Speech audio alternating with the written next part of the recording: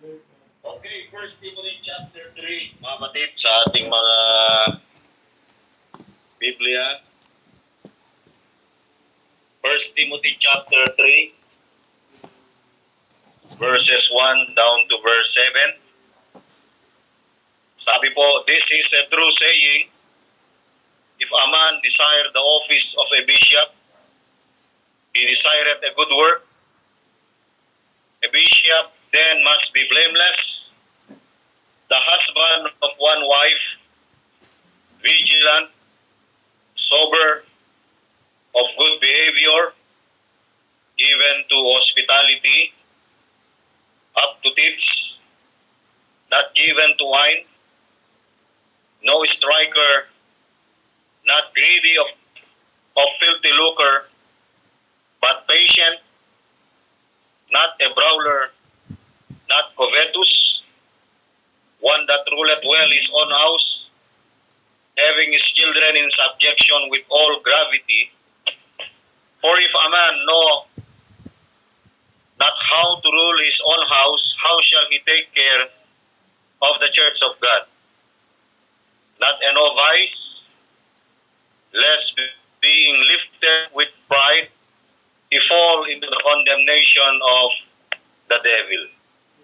Moreover, he must have a good report of them which are without, lest he fall into reproach and the snare of the devil.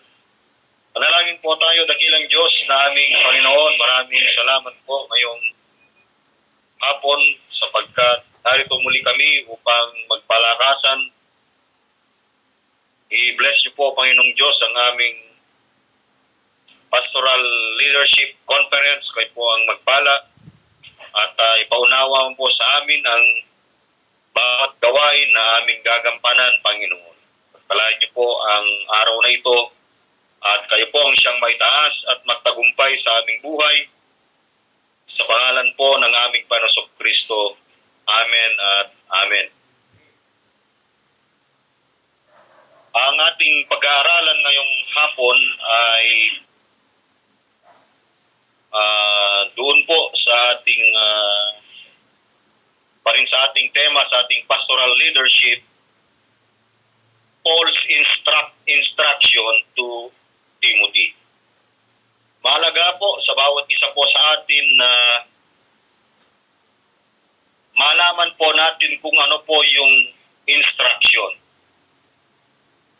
Ito po ay hindi basta lamang instruction, kundi ito po ay a biblical instruction. At makikita po natin, the student of the New Testament, hanggang ngayon po ay naniniwala po tayo na tayo pa rin ay estudyante po ng salita ng Diyos. We are all student of the Word of God. The student of the Word of God will encounter several names given to this greatest of all offices. The pastor is called. Ang pastor ay dapat po nating maunawaan. Siya po ay elder. Ibig sabihin, elder meaning this speaks of his wisdom and maturity. Number 2 na katawagan po ay yung tinatawag po nating bishop. This speaks of his office as an overseer of the work of the church. So ang bibig sabihin po ng bishop ay overseer, katiwala, steward sa gawain sa kawan ng Panginoong Diyos, sa mga tupa ng Panginoon. Number 3, tinawag din po siyang pastor. So, sabihin, it brings to mind the preacher's responsibility to care. Sabi natin kahapon ay tagapagkalinga ng kawan ng Panginoon and to lead them in the Lord's will. Tagapagkalinga, tagapakain, ng katawan ng Panginoon o ang iglesia ng Diyos na kanyang tinubos sa pamamagitan ng kanyang banal na dugo. That is the work of the pastor or responsibility of the pastor. Number 4, tinawag din po siyang preacher. This speaks of his sacred duty to boldly herald the whole counsel of God's infallible, inerrant, and inspired Word of God. So ang pastor ay isang preacher din po siya at naniniwala po tayo na this is a sacred duty to boldly herald the whole counsel of God. Hindi lamang po New Testament yung pinapangaral, bahagi pa rin po ng salita ng Diyos yung Old and New Testament, mga kapatid. Number 5, teacher. Tinawag din po siyang teacher. This reminds the pastor that he is to instruct those given to his leadership. So ito po yung sinasabi ng Apostol Pablo kay young Timothy as a young pastor na merong instruction si Apostol Pablo kay Timothy patungkol sa pagkatawag ng Panginoon para ma-fulfill po yung ministry na ipinagkatiwala ng Diyos sa kanya. Gayon din po sa atin, mga kapatid. He is a teacher. Number 6, he is a servant. So ang pastor ay tinawag din pong servant. O tinawag ng salita ng Diyos na fellow servant. Tulad ng ating malimit na sinasabi ay wala pong hierarchy. Wala pong pataasan. Pagdating sa gawain ng Diyos, we are all fellow servant in God's vineyard. The pastor is not above his people, but is to devote his life to ministering to the need of others. Yan po yung duty. You are to ministering to the need of others as a servant. So lahat ng elders ay we are all fellow servant doon po sa vineyard ng Panginoon. Number 7, tayo rin po ay tinawag na steward. Yan. Yung ating tema nung nakaraan, dito po sa ating iglesia, dito sa lugar po ng Solana, yung iglesia ng Panginoon, yung ating tema, steward of the manifold grace of God. So this word reminds the pastor that he is in the business of caring for the property of another. Hindi po natin property ang church, mga kapatid. Tandaan po natin, at wala po tayong miyembro ni isa, hindi ho tayo nag-aangkin, kundi ito ay property ng Panginoon. Tinawag po itong flock of God. So ito po yung mga detalye na gawain ng isang pastor na binigay ng Panginoon. Ito po ay 7 bagay na dapat magampanan as part of our pastoral leadership. Dito po sa ating binasa sa kanina, sa 1 Timothy chapter 3 verse 1, yung instruction ni Timothy kay Apostol Pablo, yung instruction ni Pablo kay Timothy, nabaliktad. Sana hindi po kayo mabaliktad sa inyong mga kinaupuan dahil nasa oras de peligro po tayo, Dito makikita po natin, number one, that God addresses the pastor's call. Nang Diyos ang siyang nagtalaga, mga kapatid, ng pagkatawag ng pastor. Hindi ho kung sino-sino lang ang tumawag po sa atin. Kaya sabi ni Apostol Pablo kay young Timothy in 1 Timothy chapter 3 verse 1, this is a true saying. Ito po ay isang makatotohanan na salita. It is not a false saying, but it is a true saying. Ibig sabihin, this is without controversy and unquestionably true. Nang Diyos ang siyang tumawag sa atin sa ating pagkapastor.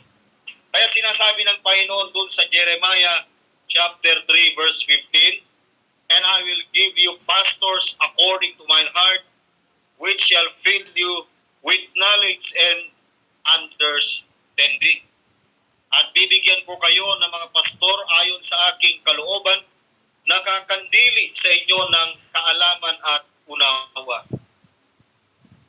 Yan po ang gustong iparating ni Apostol Pablo, yung mensahe ng Panginoon. Nang Diyos ang siyang nagtalaga sa pagkatawag ng mga pastor. Ano ba itong pagkatawag na ito, mga kapatid? Dapat po nating maunawaan, malinaw, kung anong klaseng pagkatawag, kung bakit tayo tinawag. Sabi ng 2 Timothy chapter 1 verse 9, ipinaliwanag ni Pablo kay Timothy, sa 2 Timothy chapter 1 verse 9, ganito yung kanyang pagkasabi, who hath saved us and called us with an holy calling, not according to our works, na siya sa atin ay nagligtas, at sa atin ay tumawag, niligtas po tayo, tinawag tayo sa isang banal na pagkatawag, hindi ayon sa ating mga gawa, kundi ayon sa kanyang sariling biyaya, layunin at biyaya, na ibinigay sa atin kay Kristo Jesus buhat pa ng panahong walang hanggan. We are called us with an holy calling, not according to our works, but according to His own purpose and grace, which was given us in Christ before, Jesus Christ before the world began. So yung pagkatawag na ito ay isang banal na pagkatawag. It is a holy calling according to 2 Timothy chapter 1 verse 9. At isang halimbawa po natin dito ay yung pagkatawag ni Jeremiah. Before Jeremiah was born, makikita po natin sa Jeremiah chapter 1 verse 4 to 9, bago pa man ipinanganak si Jeremiah, before Jeremiah was born, he was already in the mind of God. Daan po natin, kilala na ng Diyos si Jeremiah, na si Jeremiah ay fit sa ministry, fitted sa ministry. Doon po sa Jeremiah chapter 1 verse 4 to 9, then the word of the Lord came unto me saying, before I formed thee in the belly, I knew thee, and before thou camest forth out of the womb, I sanctified thee, and I ordained thee a prophet unto the nations. Kaya kung titingnan po natin yung kanyang pagkatawag, that is a prenatal call. Sabi niya, before I formed thee in the belly, I knew thee. Bago kita inanyuhan sa tiyan, ay nakilala kita, at bago ka lumabas sa bahay bata, ay pinaging banal kita, inihalal kita bilang propeta ng mga bansa. So makita po natin yung pagkatawag. Yung pagkatawag na ito ay pagkatawag ng Diyos na siyang lumikha, na nagbigay ng buhay at nagbigay ng pag-asa. At tignan natin ang verse 6, then said I, Lord God, behold, I cannot speak, for I am a child. Sinusubukan po ni Jeremiah na tanggihan yung kanyang pagkatawag at yung kanyang excuses ay ganito. Nang magkagayon sinabi ko, Panginoong Diyos, narito hindi ako marunong magsalita sapagkat ako'y bata. Ngunit sinabi sa kanya ng Panginoon. Verse 7, But the Lord said unto me, Say not, I am a child, for thou shalt go to all that I shall send thee, and whatsoever I have commanded thee, thou shalt speak. Verse 8,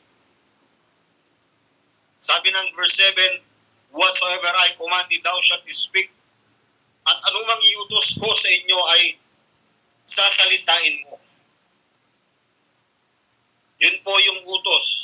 Verse 8, Be not afraid of their faces, for I am with thee to deliver thee, saith the Lord. Huwag kang matakot dahil sa kanila sapagkat ako'y sumasayo upang iligtas kita, sabi ng Panginoon.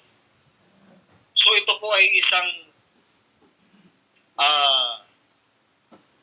pagkatawag, mga kapatid. Hindi ho tayo takot mag-evangelize dahil matatapang ang mukha ng mga kinakausap po natin. Pero lagi nating tandaan na ang Diyos ang siyang tumawag, ang final authority po natin, yung calling ng Panginoon, yung holy calling ng Panginoon, yung banal na pagkatawag ng Panginoon. And verse 9, Then the Lord put forth his hand and touched my mouth, and the Lord said unto me, Behold, I have put my words in thy mouth. So makita po natin yung banal na, yung holy calling. Ito po ang Diyos ang siyang nag-address ng ating pastoral calling, mga kapatid. At sa New Testament, yung testimony Apostol Pablo sa Galatians chapter 1 verse 15 and 16. Galatians chapter 1 verse 15 and 16. Sabi ni Paul, But when it pleased God who separated me from my mother's womb and called me by his grace to reveal his Son in me that I might preach him among the heathen, immediately I conferred that with flesh and blood. It pleased God who separated me from my mother's womb. Ngunit nang magalingin ng Diyos na siyang akin ay nagbukod, naniniwala po ako na hindi lahat po, meron po talagang special call ang mga elect, hindi lamang sa eternal salvation, mga kapatid, kundi meron din pong mga tinawag sa paglilingkod. At ito po yung pag-administer, mga kapatid. Yung eldership, yung pastoral leadership. At isa po si Apostol Pablo rito, he called me by his grace, sabi niya, to reveal his Son in me that I might preach him, upang aking ipangaral sa gitna, upang siya ay aking ipangaral sa gitna ng mga hentil, pagkarakay hindi ako sumangguni sa laman at saka sa dugo. Kaya makikita po natin dito, mga kapatid, that our calling is a holy calling. We are called a handpicked man. Bakit tinawag natin tayo na handpicked man? Kasi kamay ng Diyos po ang siyang pumili, kamay ng Diyos ang siyang pumili po sa atin para sa paglilingkod. Kaya makita po natin yung ating binasa kanina dito, kung babalikan po natin yung ating text sa 1 Timothy chapter 3, this is a true saying, if a man desire the office of a bishop, he desireth a good work.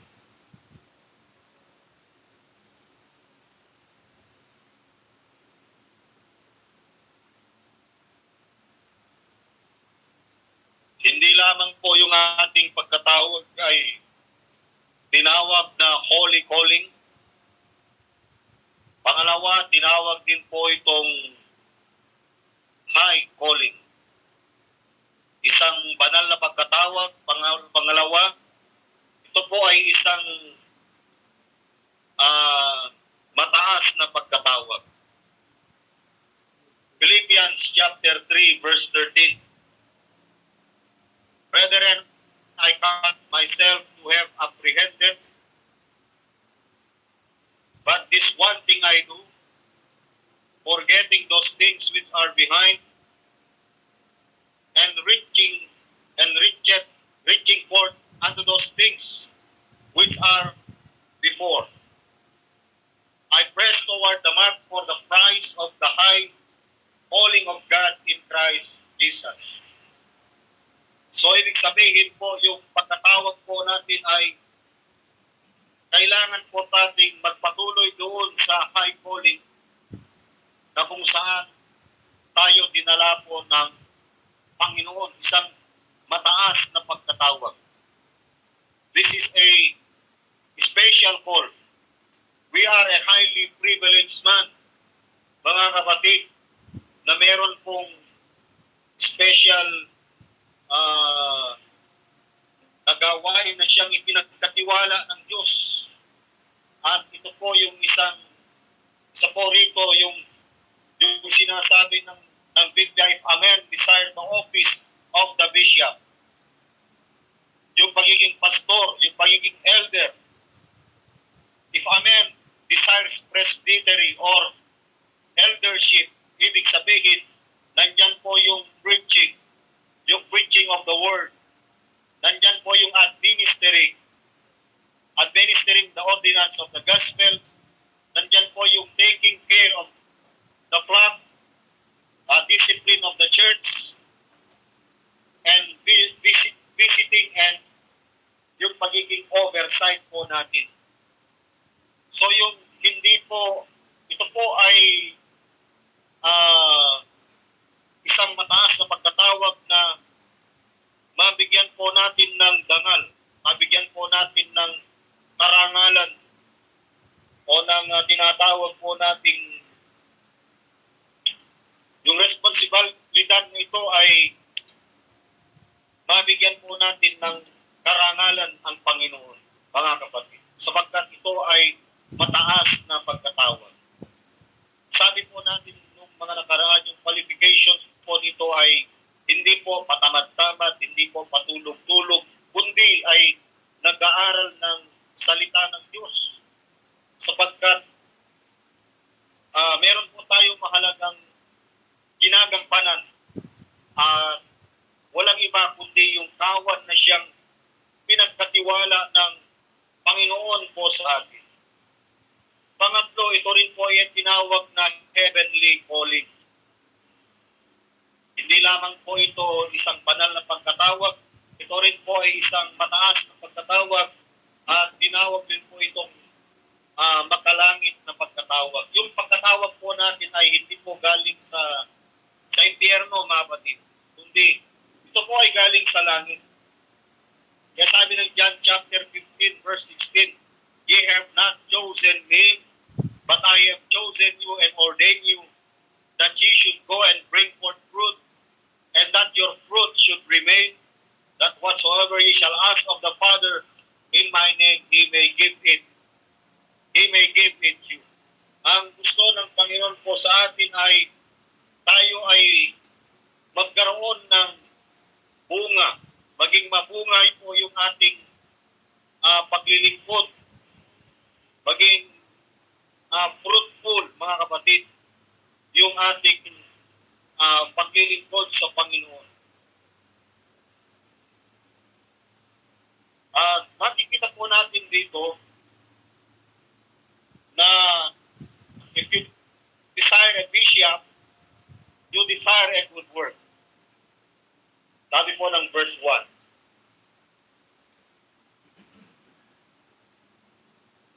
Kaya ang isa sa mga responsibilidad po natin, yung good work na ito ay we are called laborers in the word and doctrine. Yung pagiging bishop po natin o pagiging elder, sinabing bishop ay ito po ay duty, mga kapatid. Ito po ay isang responsibilidad. Sa Armenian ay dapat meron kang 10 pastor para na nasa ilalim mo para ikaw ay tawaging bishop. Pero biblically, pag sinabi mong bishop ay tinawag po itong oversight, overseer, tagapamahala, katiwala, tagatingin. Wala ho tayong pagmamayari. Yan po ang ibig sabihin.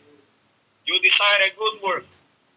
So it is not, bishop is not a title of honor or a place of profit, but it is God's business of labor and care, mga kapatid. Hindi po inuulit ko po ng pagiging bishop or overseer ay it is not a title of honor na kagaya ng reverend or it is a place of profit dahil meron 10 pastor na nasa ilalim niya, ginawang networking. But it is a God's business. Tandaan natin, hindi ito men's business o pastor's business. Ito po ay business ng Panginoon. It is God's business of labor and care. Ito po ay isang pagpapagal at pagkakalinga. Yan po ang ibig sabihin po ng bishop. Hindi ho busy sa shop, kundi busy sa gawain ng Panginoon. Inulit na naman ni Elder Ben kahapon po yan, kapatid. At makita po natin yung pagiging bishop po natin, mayroon pong tinatawag na requirement po ito. What is the proper conduct in this office? So sa 2 Timothy chapter 4 verse 1 to 5, makikita po natin, Paul tells us that proper conduct in this office requires. Ano po ba yung sinasabi po rito?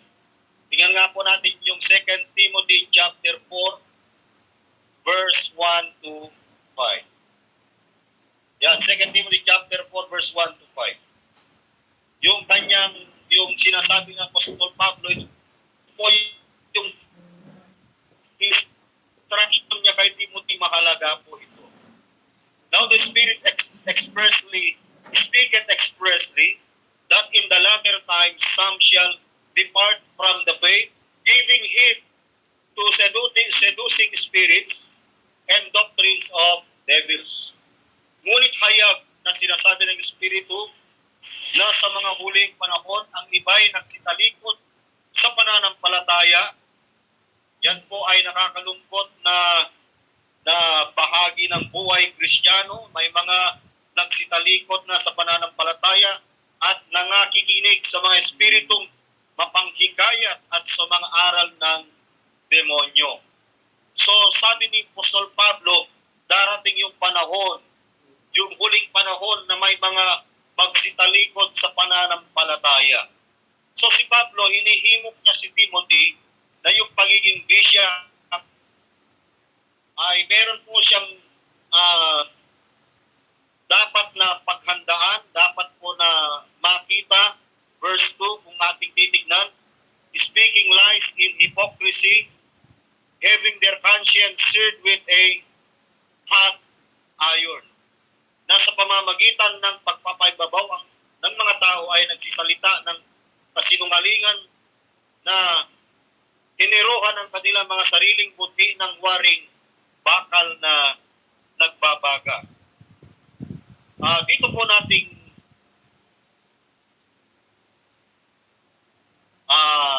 sorry po, 2 Timothy chapter 4 verse 1 to 5.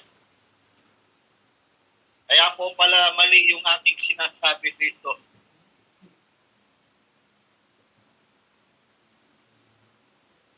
Second Timothy chapter 4. Hindi po 1 Timothy. 2 Timothy chapter 4 verse 1 to 5. Ayan. Mayroon pong, kaya po pala yung aking sinasabi po dito ay kaliwas doon sa konteksto. Yan po yung sinasabi ni Elder Jan kanina. Okay.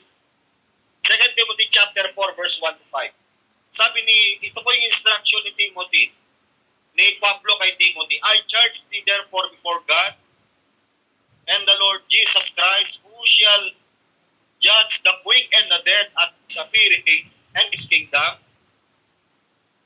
What is the instruction? Preach the word, being stand in season, out of season, reprove, rebuke, exhort with all long-suffering and doctrine.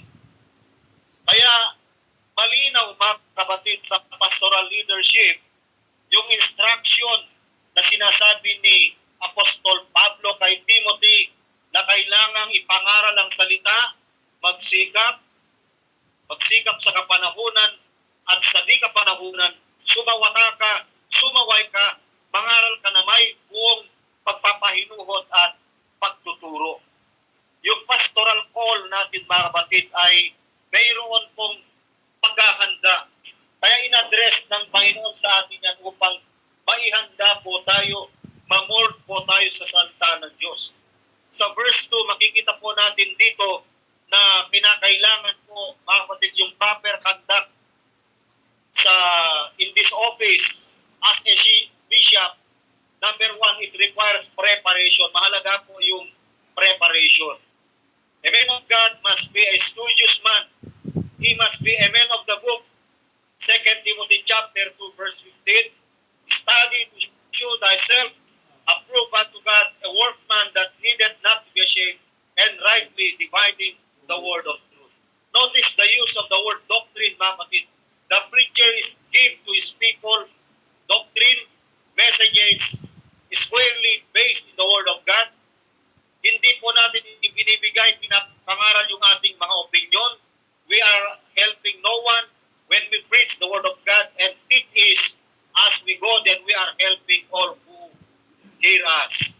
So mga kapatid, kinakailangan po yung preparation. Mahalaga po yung preparasyon sa pangangaral, sa pagtuturo, mga kapatid. Pangalawa na makita po natin na mahalagang bagay na yung proper conduct ay kailangan po tayong magkaroon ng passion. Passion. The men of God must love the people of God enough to tell them the whole truth from God's word. Ibig sabihin po niyan, mga kapatid, ay mahal po natin yung kawan ng Diyos na siyang ipinagkatiwala sa atin. Ibig sabihin po ay mahal po natin yung trabaho po natin. Kung mahal po natin yung trabaho po natin, hindi po natin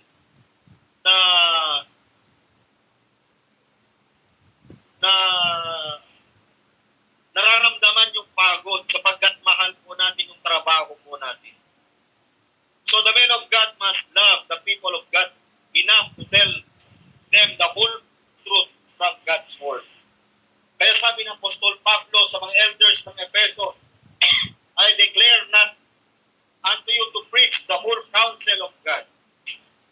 Kaya yung katotohanan ng salita ng Diyos, there are times when you will build them up and times when you will blister their heights, but always preach the word of God, not your opinions, and always preach it to them in love, and the sheep will flourish. Verse 3 and 4 ng 2 Timothy, mabagin. Verse 3 and 4.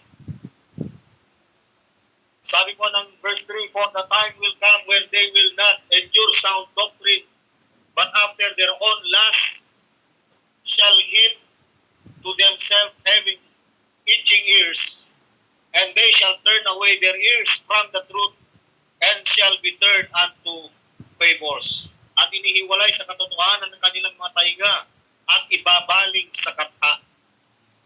Makikita po natin, mga kapatid, na darating yung panahon na yan, na ang mga tao ay mangangati ang kanilang mga pandinig sa pangangaral ng salita ng Diyos. Meron nga rito, inordain namin na preacher na reklamo. Puro doktrina. Sabi ko, kaya ka nagdaaral ng doktrina rito dahil mahalaga ang doktrina para hindi nating mapusong ang pangalan ng Diyos, hindi tayo mag-blaspheme. Hindi natin ma-blaspheme ang pangalan ng Diyos.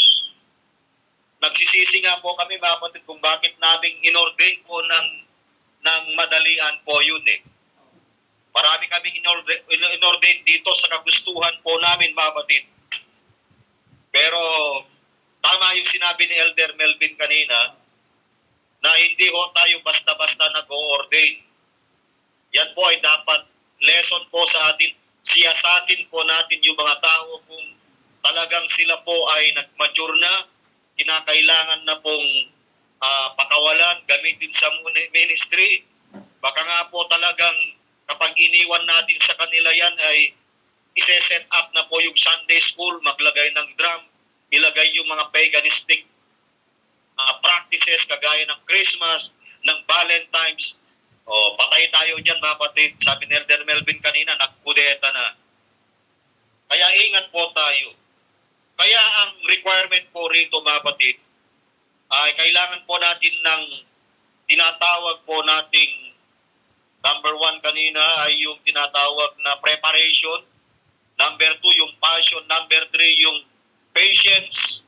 Dapat matyaga. Ang isang elder, ang isang pastor, ang isang bishop, sa kawan ng Panginoon. The man of God must know that often his message will fall on deaf ears. Hindi lahat po yan ay bukas ang tainga. Maraming mga members sa church na barado ang tenga. Kailangan po ng bareta, mga kapatid. Yung bareta ng salita ng Diyos para matanggal yung pagkabingi. Men will turn away from the truth, but he must keep on preaching. Not everyone loves preaching. Lalo na kung yung iba dyan ayaw ng matagal na preaching, boring daw. But thank God, the majority will praise the Lord for amen, who will preach the word. Patience ang kailangan. Pangapat, persistence, verse 5. Verse 5, mga batid, 2 Timothy chapter 4, verse 5. But watch thou in all things, endure afflictions, do the work of an evangelist, make full proof of thy ministry. Yung pagiging bishop, mga batid, ang bilin ni Apostol Pablo, ang instruction ni Apostol Pablo kay Timothy, ngunit ikaw ay magpigil sa lahat ng bagay. Parang ang layo, dito, watch thou in all things. Ang sabi naman dito ay magpigil. Ibig sabihin, magiging watchful po tayo. Yan po ibig sabihin, vigilant. Gising na gising, buhay na buhay. Hindi ho patulog-tulog. Baka mama yung kawan ng Diyos ay nilapa na ng leon. Nilapa na ng lobo. Dinangay na. Sabi ng Biblia, endure afflictions. Maraming afflictions in the ministry. Do the work of an evangelist, make full proof. Ganapin mo ng buo ang iyong pagbiministeryo. Ito po yung instructions sa atin sa pastoral leadership. Kailangan po natin ng persistence, maximum tolerance. The preacher is called upon to exercise long-suffering, endure afflictions, do the work of an evangelist, make full proof of the ministry. Sabi ng verse 2 kanina, endurance. There will be times when the battle will rage and there will be temptations to drop out of the fight, but keep standing, keep preaching, and keep looking to Jesus as our great shepherd, and it will be worth it all one day after a while. Kaya nga, mga kapatid, yung address ng ating pastoral leadership, yung ating pastoral call, ito po ay in-address ng Diyos po sa atin. Hinirang po tayo rito upang maglingkod. Sinasabi natin, yung ating pagkatawag ay it is a holy calling. It is a high calling and it is a heavenly calling. Yung pagiging bishop po natin, pastoral sa leadership, it requires preparation, it requires passion, it requires patience, it requires persistence. Number 2 na makikita po natin sa 1 Timothy, balik po tayo dun sa ating text, 1 Timothy chapter 3, verse 2 hanggang verse 7. 1 Timothy chapter 3 verse 2. A bishop, sa verse 2, a bishop must then be blameless. So sa verse 2 to 7, God addresses the pastor character. Yan po ang pangalawa na dapat makita po natin na ang Diyos ang siyang nagtalaga, ipinakita, in-address na po sa atin kung ano po itong karakter po natin bilang isang pastor. May karakter, may mahalagang pag-uugali, mga kapatid. At tinalakay po ito ng verse 2 hanggang sa verse 7. Isa-isahin po natin yung mga personal qualifications na binabanggit po ng salita ng Diyos. So in this section, Paul touches on 16 areas of pastor's character that must be under the control of the Lord Jesus if a man is to be successful pastor of God's flock. So sa verse 3, so sa 1 Timothy chapter 2, ang sabi po ng Biblia, a pastor, a bishop must be blameless. His personal qualifications. What is the personal qualifications? The pastor must be blameless. So ibig sabihin po, it does not mean entirely free from sin or be blameless in the sight of God.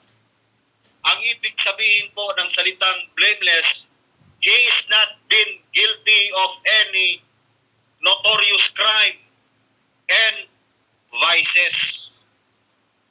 Ang qualification po ay hindi po mamamatay tao. Kung alam mo, pastor ka, hindi po free ang pumatay ng tao. Hindi pang pastor, hindi po yan drug addict. Hindi rin po yan ng bababae. Hindi rin po yan nag-chicks. Hindi rin po yan, wala po yung bisyo. Mga kapatid, ang bisyo lang yan, kumain. Pagka paumanhin niyo po ako, kapatid, kaya hindi ako nakarating kasi nagkasala ako sa pagkain dahil kain ng kain tuloy na ball joint, na arthritis. Okay lang po yun. Huwag lang tawagin na yung pastor nyo drug addict. Oh. Yung pastor nag-chicks. Yung pastor scammer. Naku, nakakatakot mga yan. Dapat po ay blameless, mga kapatid. Kaya makikita po natin, this means that there is nothing in the pastor's life na makita ng kaaway na hindi ho kanais-nais. Yan po ang isang qualification, is personal qualification. Ito po yung character. Number 2 na makita po natin, husband of one wife. Kaya makita po natin ay ang pastor hindi po polygamous. Not polygamist. The apostle speaks of his house and children that are to be ruled and kept in good order. Dapat po ay yung pamilya nasa tamang order po yan. Husband of one wife. Okay lang po kung yung asawa mo ay, ang pastor ay namatay yung asawa, mag-aasawa ulit, pwede po yun. Pero kung ikaw, pastor ka, na-divorce ka, at mag-aasawa ka ulit sa atin, mga kapatid, ay hindi ho pwede yan na ikasal ulit. Kasi meron pong iba, narinig ko po yan sa progressive, na okay lang daw kapag na-divorce, mag-aasawa ulit. Pero sa atin, hindi ko po alam kung anong tawag dyan. tutol po kayo dyan, mga kapatid. Pero on my personal study, hindi ho, kung maghihiwalay man kami ng asawa ko, hindi ho ako mag-aasawa. Baka mag-resign na rin po ako as a pastor. Yun yung aking sinasabi rito po, mga kapatid. Kaya ito po yung instruction ni Apostol Pablo kay Timothy, mga kapatid. So, no polygamist would have been considered for the ministry anyway. How can a pastor who cannot control his own marriage counsel, and he counsel those who come to him for help with marriages? Wala na po tayong testimony niya. No man who has been divorced and remarried is qualified to pastor any church. Tandaan po natin yan, mga kapatid.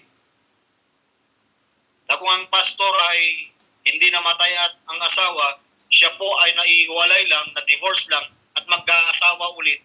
Marami pa pong nakita na yan dito sa grupo namin nung araw. Kaya ho ako umalis. The husband of one wife. Yan po ay isa sa qualification. Personal qualification. Number 3. Isa-isahin po natin ito. Vigilant. Sabi po ng vigilant. Yung salitang vigilant ay it makes him wakeful, watchful, who is diligent. He is dedicated and devoted in God's pasture or in God's church. Dapat po tayo ay watchful, wakeful, diligent, dedicated po tayo, devoted po tayo doon sa kawan na pinagkatiwala ng Panginoon sa atin. Yan po ay pastoral leadership na dapat po nating tayuan, mga kapatid. Hindi ho tayo parelax-relax lang sa buhay. Vigilant. Sabi ng Biblia, number 4, of a good behavior,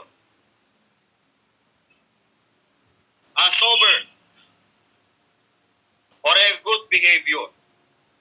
Tingnan nga po natin yan, 1 Timothy chapter 3. Check ko lamang po, mga kapatid, baka magkamali po ako. 1 Timothy chapter 3,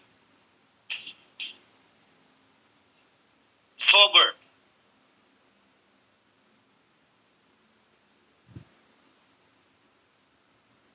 Siya po ay sober. Oo, si pastor napaka-sober naman. Napaka-sobra naman. Hindi po yun ang ibig sabihin. The pastor must possess a serious attitude. Yan po ang ibig sabihin. And he must be serious about his work. Pagdating sa gawain ng Diyos, hindi ho yan biro, mga kapatid. Hindi ko po sinasabi masamaang magbiruan. Lalo na sa mga pastor, pero yung biro may boundary. Huwag naman below the belt. It does not mean that he cannot possess sense of humor. It means that he does not act in foolish manner that cheapens the gospel. Yun po ang ibig sabihin po natin, kapatid, na pagdating sa gawain ng Diyos, seryoso po tayo. Sapagkat gawain po ng Diyos yan po eh. Hindi po yan gawain ng tao. Verse 5, doon pa rin sa verse, of a good behavior. Yan. Sa verse 2 pa rin po tayo, of a good behavior. Ibig sabihin po ay hindi bad behavior ang sinasabi, good behavior.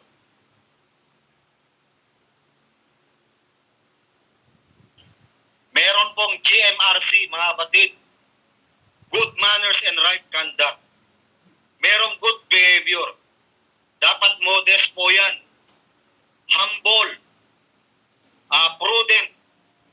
Wise man. Neat. Maglinis.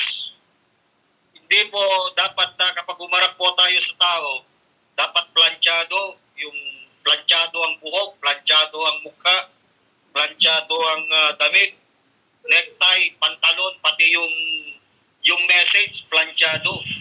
Mga batid, bahala na po kayo mag-isip niyan. And decent in apparel. Hindi naman yung gusot mayaman. Decent in apparel, modest in his whole deportment and conduct, and courteous to all. Yan po nagre-reflect, mga kapatid, sa personality po natin, sa behavior po natin, nagre-reflect po yung ating personality. Kaya makikita po natin na bigyan po natin ng karangalan, yung pagkatawag ng Panginoon po sa atin, mga kapatid, sapagkat ito po ay isang mataas na pagkatawag. Actually, hindi naman po tayo ang nagtaas ng ating sarili, ang Diyos eh. So, hindi ho tayo nagmamataas dahil reverend o may mga position sa pastoral ministry, sa leadership. We are all God's fellow laborers. We are all fellow servants. We have a good behavior. Next, mga kapatid, given to hospitality. Especially those who to social and fellow ministers who are exiled or traveling for the sake of spreading the gospel. Kasi during that time, sa panahon ng New Testament, ay persecuted ang mga Kristiyano. Kaya sabi ni Apostol Pablo, kung may mga mangangaral na galing sa malayong lugar, pagod na pagod, painumin nyo, pameriendahin nyo, bigyan nyo ng maayos na bed, maayos na paliguan, itrato nyo ng maayos, pakainin nyo ng masasarap.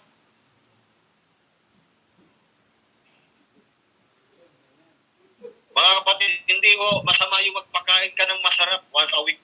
Once a blue moon lang po yan eh. Given to hospitality. The pastor must have an open door. His people as well as outside of the faith. Yung kawan ng Diyos na pinagkatiwala sa Kanya.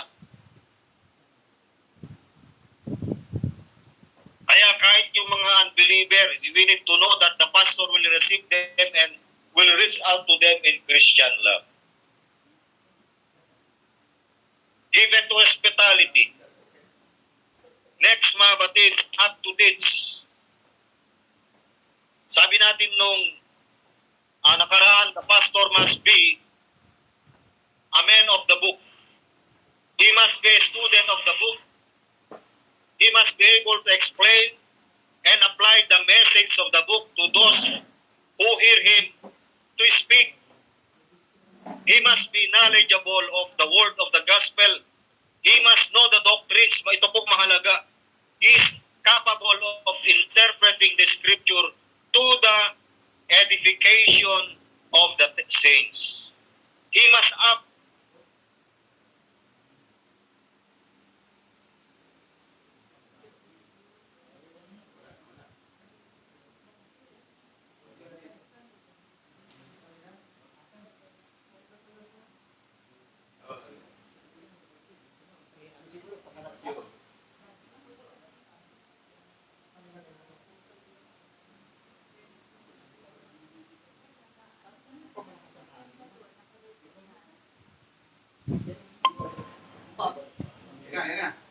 na-rapture, mga kapatid.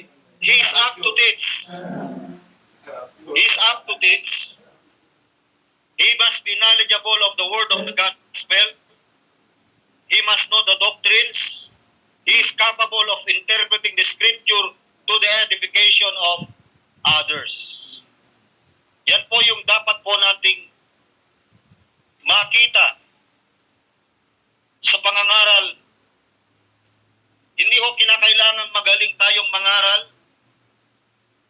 The pastor must be a man of the book. He must be a student of the book and be able to explain and apply the message of the book to those who hear him to speak. Hindi ho natin kailangan yung mahusay na mangaral. Ang kinakailangan po natin, yung maayos na mangaral at alam ang doktrina ng salita ng Diyos. Yung katotohanan lamang po ang siyang pangaral po natin. He is up to teach. He is capable of interpreting the scripture to the edification of the saints. 1 Timothy chapter 3 verse 3. not given to wine. Ito po ay self-explanatory. So the pastor along with all Christians are to avoid alcohol. Doon sa 1 Timothy chapter 5 verse 23, may sinasabi ron patungkol po sa alak. Talakayin na lang po natin. 1 Timothy chapter 5 verse 23.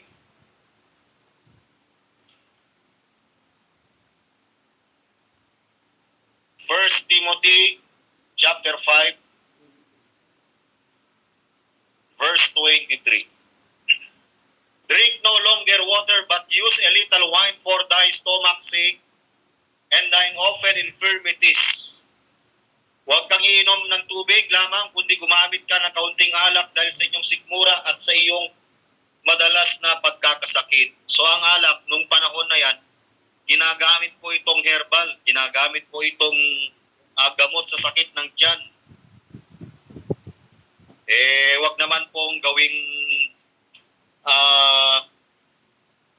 yung verse na ito para ma-justify, lalo na yung pastor, may mga nakikita kong pastor na open sa kanila ang alak, pero hindi naman ho ginagamit na gamot sa tiyan. Ang sinasabi naman doon, drink moderately. Yung warning po, ang warning, ang instruction doon ay drink moderately. Pero sa ibang pastor, iba po ang nangyayari. Drink mo diretso. Okay, 1 Timothy chapter 3 verse 8. 1 Timothy chapter 3 verse 8, mga kapatid. Likewise must be a deacon be not be great. Yung mga deacon daw, be great daw kayo, mga kapatid. Sa Tagalog, grabe. Hindi po yan ibig sabihin po niyan. Dapat ay mapag-usay. Not double tongue. Yung double tongue, parang yung ginamit na salita kanina ni Elder John, yung backbiting, mahirap po yun. Hindi ho, qualification ng pastoral qualification po yun. Not double tongue, not given too much wine, not greedy of filthy lucre. So ibig sabihin po niyan, one is not addicted to it or follower of it. May sinasabi ang Proverbs, wine is a mocker, strong drink is raging. Kaya, mga kapatid, we must not be addicted to it or a follower of it. Okay lang po yung uminom ng 5%. Lalo yung mga may sakit sa puso, yung red wine, bago kayo uminom, you consult your doctor. Hindi ako doktor, hindi ako MD, PhD. Mukhang doktor, pero hindi doktor.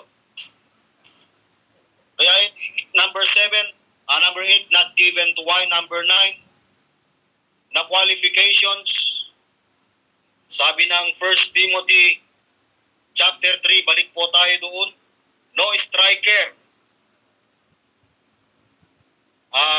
Mata sa mata, ngipin sa ngipin, kamay sa kamay. Hindi ho injurious. Ang pastor hindi po striker. Ang pastor po ay hindi ho nananampal ng miyembro kapag ang miyembro ay nagkamali.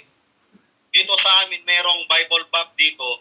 Kapitbahay ko lang dahil konti lang yung binigay ng miyembro sa 1 year para sa kanilang anniversary. Sinampal dahil kulang daw. Hindi ho tayo dapat striker, mga batid. At hindi ho natin ginagamit yung ating kamao, mga batid, para mang-abuso sa kawan ng Panginoon o i-injure po sila.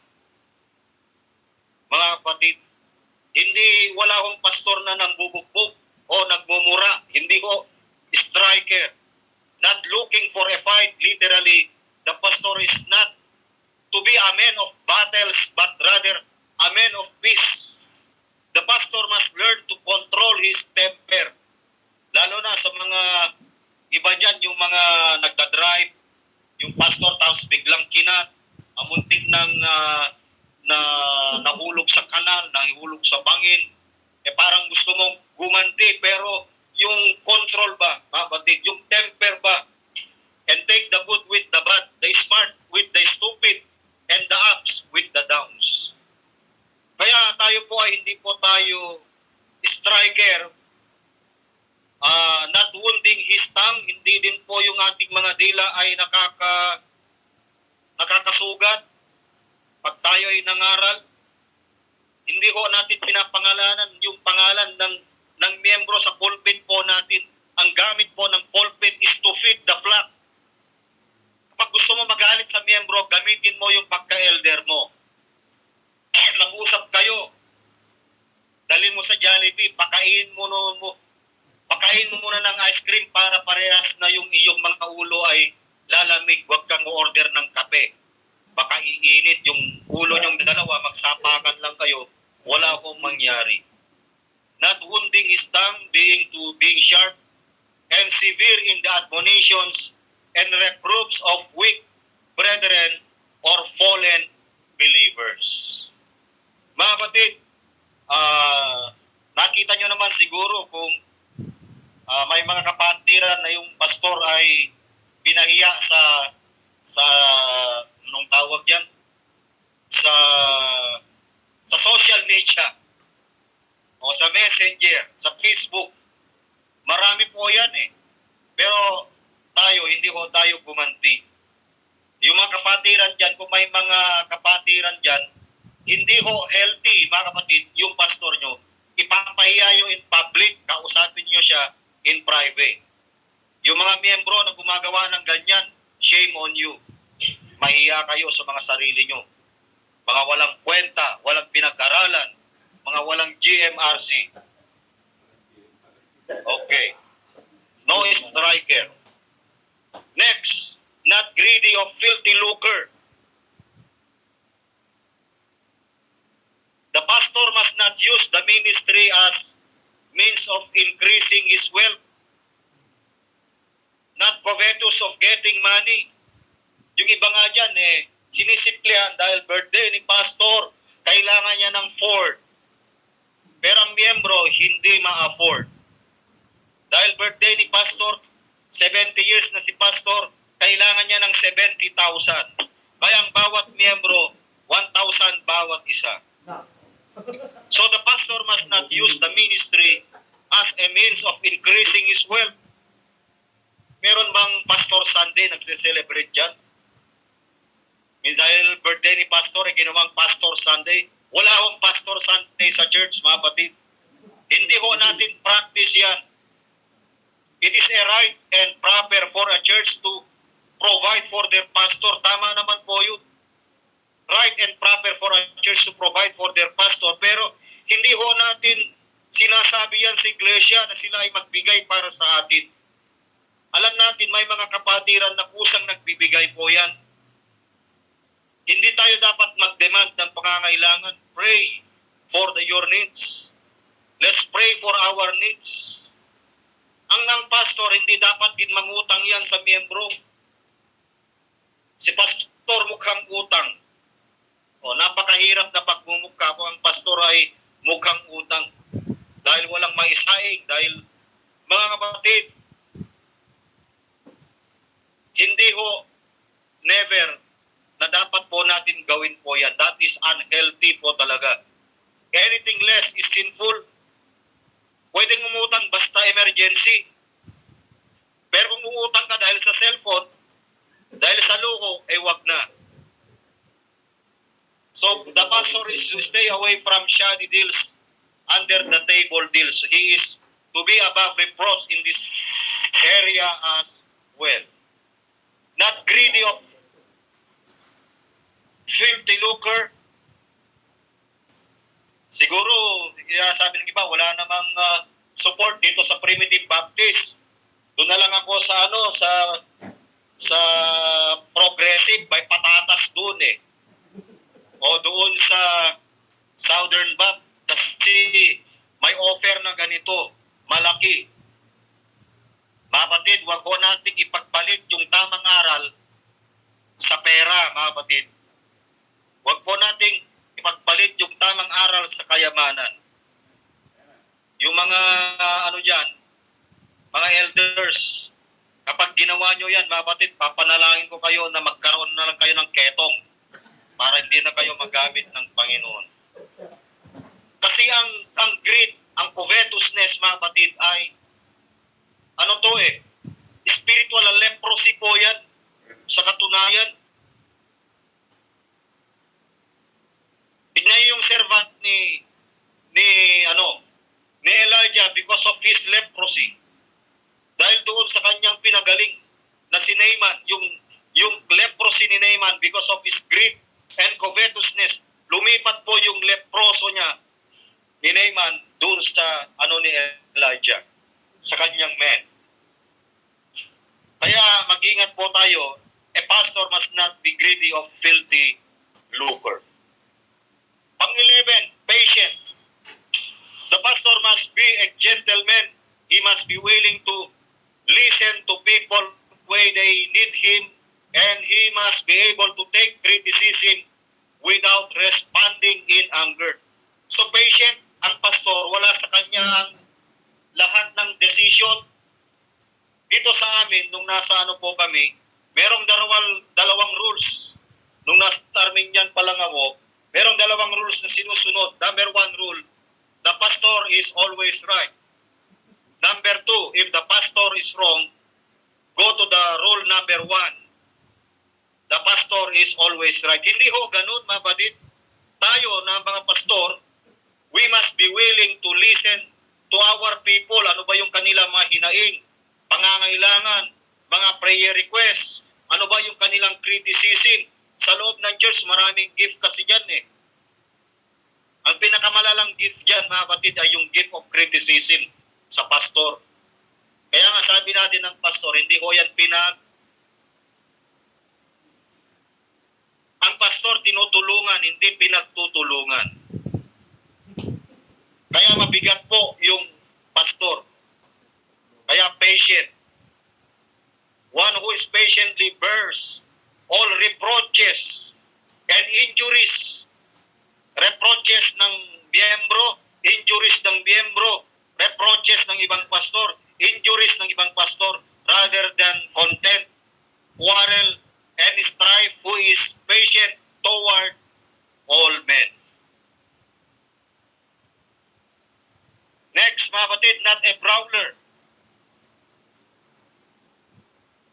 Brawler, not a quarrelsome, litigious person given to fighting.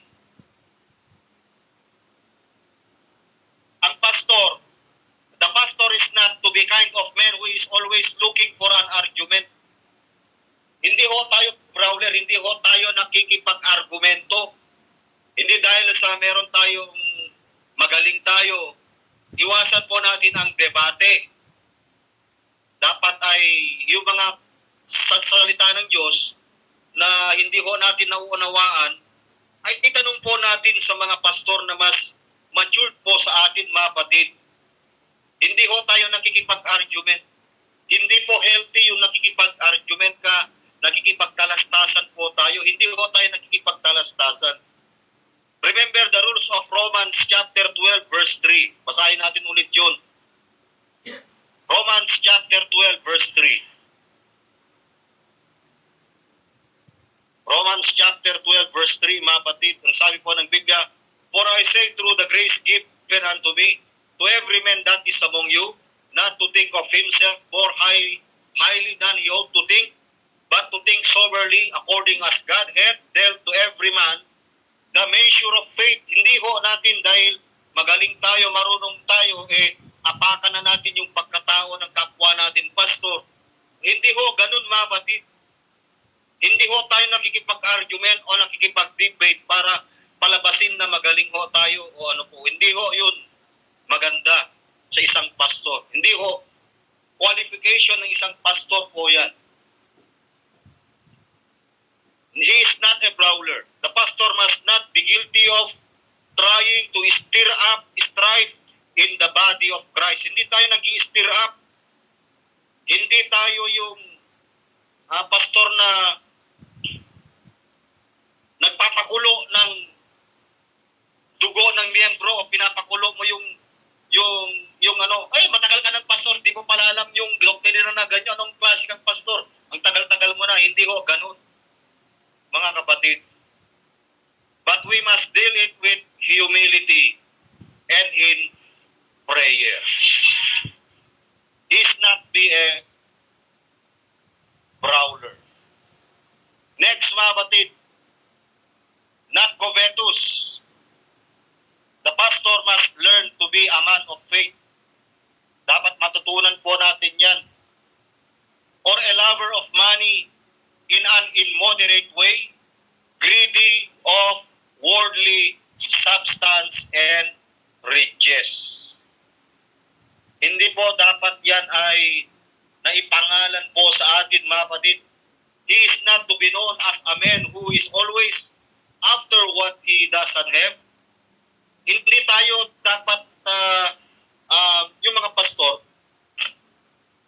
mga kapatid, hindi ho natin dapat ikumpara yung sarili natin sa iba. Si Elder Ben, ganito, may sasakyan, dapat ako meron din. Wag, mga kapatid. Kasi kung ginawa mo yan, magkakaroon ng inggit yung puso ng bawat isa kapag kinumpara po natin ang isa't isa po sa atin. Hindi ho tayo magkakasukat ng pananampalataya, mga kapatid. May kasabihan, life is simple. Don't make it complicated.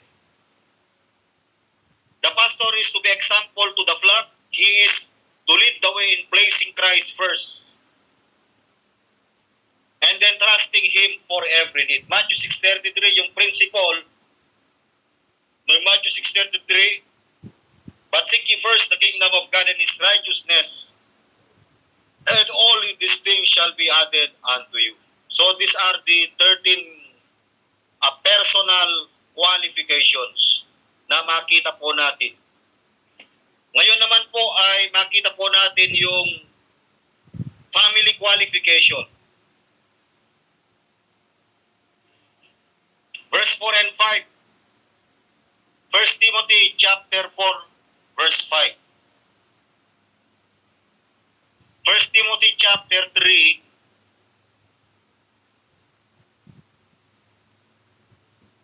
chapter 4, verse 5.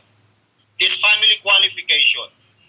One that ruleth well his own house, having his children in subjection with all gravity. For if a man know not how to rule his own house, how shall he take care of the church of God? Makikita po natin yung family qualification. The pastor, not his wife, should be the head of the home.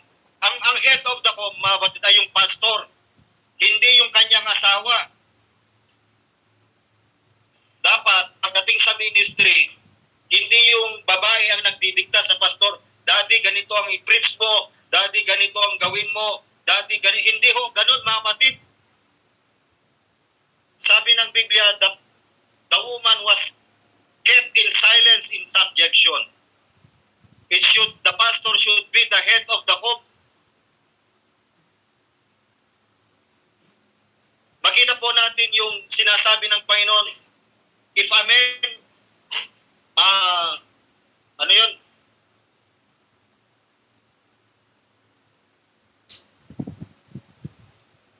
They will join together, let no man put under. Let no man put us under. Dapat yung lalaki hindi under. Kaya hindi yung wife ang nagdidikta, mga batid.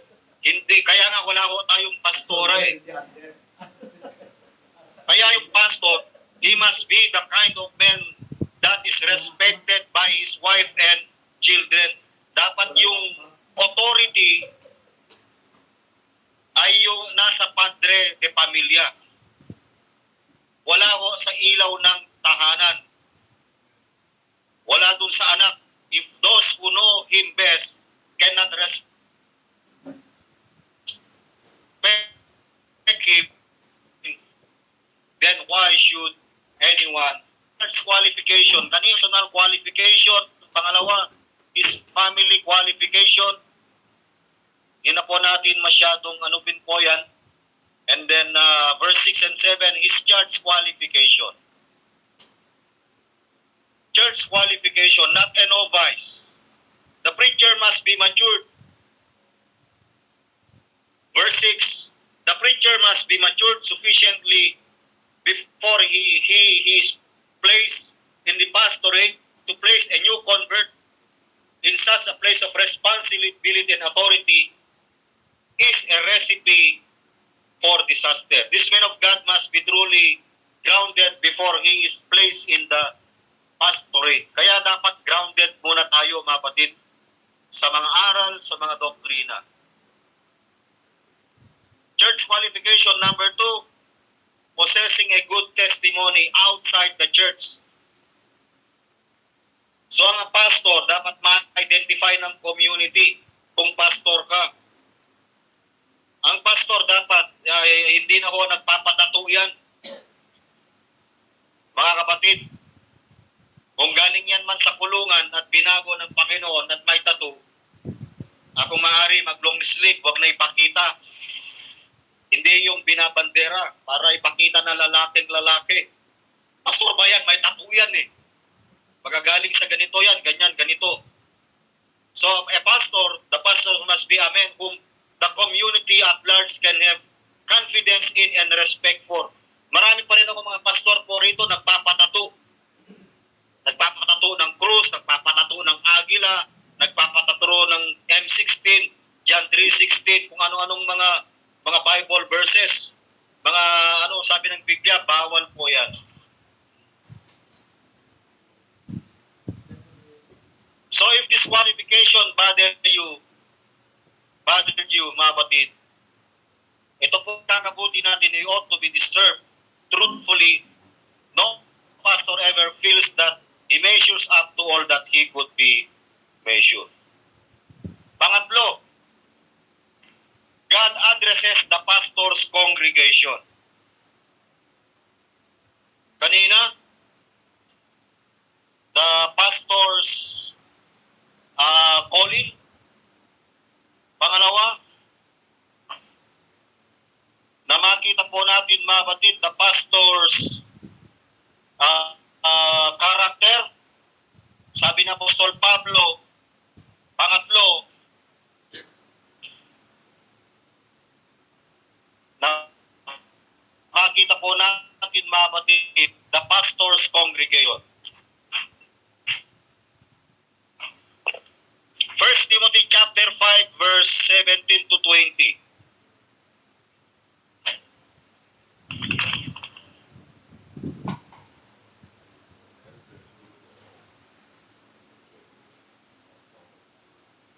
First Timothy chapter 5 verse 17 to 20. The pastor's congregation, let the elders that rule well be counted worthy of double honor, especially they who labor in the word and doctrine. For the scripture saith, thou shalt not muzzle the ox that treadeth out the corn, and the laborer is worthy of his reward. Again, against an elder receive not an accusation, but before 2 or 3 witnesses, them that sin rebuke before all, that others also may fear. Kaya makita po natin dito yung congregation, yung responsibilidad ng congregation, ng church, sa elders, sa pastor, sa bishop. So, God's men are to be respected. Sabi po ng Biblia, the Bible says that is worthy of double honor. Ang respeto sa mga kapatiran, hindi po yan binibili, mga kapatid. We gain respect. Respect begets respect. Tandaan po natin. Hindi natin pwedeng sabihin sa mga kapatiran, oy, galang nyo ako dahil pas po. Hindi. Dapat mag-reflect po yung karakter po natin, dapat mag-reflect po yung calling po natin, mga batid, yung qualifications as a pastor, and let the church respect you as a pastor. If a man of God is doing what the Lord has called him to do to the best of his ability, then no congregation of people has the right to tear him down. Yung iba kasi, tumitingin sa pastor dahil mayaman yung pastor. Yung iba, hindi na nire-respeto yung pastor dahil mukhang mahirap. Hindi ho, ganun. Dapat sa pangangaral, hindi ho dapat na ganun ang tingin sa pastor, mga kapatid. Kaya, panalangin po natin ang bawat isa po sa atin na maunawaan ng mga kapatiran ng kawan yung ating pagiging pastor, yung ating pagiging pagkatawag. Okay, number 2, God's men are to be rewarded. They are not only respected in the congregation, they are to be rewarded. 1 Corinthians chapter 9 verse 5 to be 1 Corinthians chapter 9 verse 5 to 14. They are to be rewarded. 1 Corinthians chapter 9 verse 5. 1 Corinthians chapter 9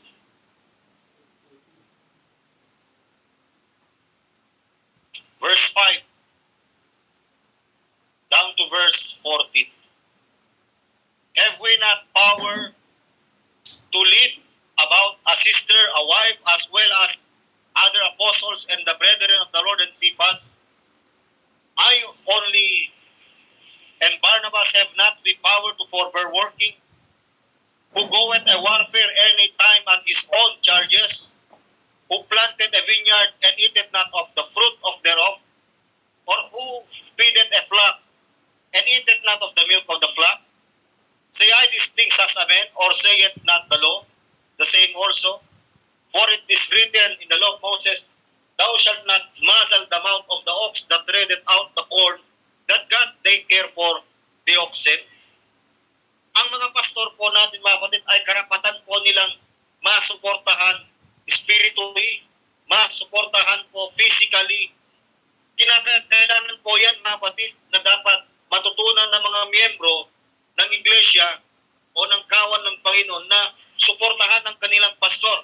Hindi lamang spiritual, moral, financial. Kinakailangan po yan. Yung mga busalan ng pastor. O sinasabi yung pastor, maamuhay ka na lang sa pananampalataya. Kailangan din naman po ng suporta, mga kapatid. Lalo na sa mga walang-wala. Hindi ko sinasabi na masama ang magsuporta ng pastor. Bakit hindi kung meron? Pero hindi ho natin ginagawang abuse yung authority na ito, mga kapatid, para yung mga kapatiran ay lagi po natin silang gatasan. Hindi ho ganun, mga kapatid. Dito, yung mga kapatiran, hindi ho namin ginagawa yan. Ang ginagawa po namin dito ay yung mga walang trabaho, tinetrain po namin sila gumawa ng paso, maghalaman, para kung sa ganun ay kapag sila'y kumita, masuportahan din po nila ang gawain ng Panginoon. Kami po mismo na yung nagbibigay sa kanila ng trabaho ayon sa abilidad na binigay ng Diyos po sa atin. Hindi po natin naapakan yung kanilang pagkahirap para gamitin po natin yung ating pagkapastor. Remember that a pastor is not for profit, sabi nga natin kanina. Mamatid. Hindi ho masama na magbigay sa mga pastor. Lalo na sa mga walang-wala. God's men are to be refreshed. They are to be respected. They are to be rewarded. Sa 2 Corinthians chapter 11 verse 28. 2 Corinthians chapter 11 verse 28. 2 Corinthians chapter 11 verse 28. Beside those things that are without, that which cometh upon me daily, the care of all the churches, yung kalinga ng lahat ng iglesia, mga kapatid. So, ibig sabihin, yung mga mahihirap na iglesia, yung mga mahirap na pastor, tinutulungan po talaga. Kaya nga hinimok ni Pablo ang Corinthian Church para magbigay doon sa Jerusalem Church dahil malaki ang pangangailangan po roon. Kaya nabanggit ni Apostol Pablo, thank God for His unspeakable gift. Kaya sa atin mga kapatid, sana po ay naging aral po sa atin ito, yung instruction ni Apostol Paul kay Timothy na tayo po ay na yung ating pagkatawag sa Panginoon, our pastor's calling, our pastor's pangalawa, na makita po natin the pastor's character and then the pastor's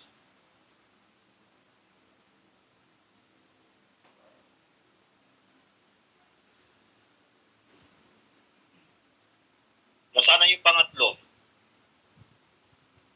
the pastor's congregation. Pagpalain po tayo ng Panginoon mga kapatid. Magandang hapon po sa ating lahat.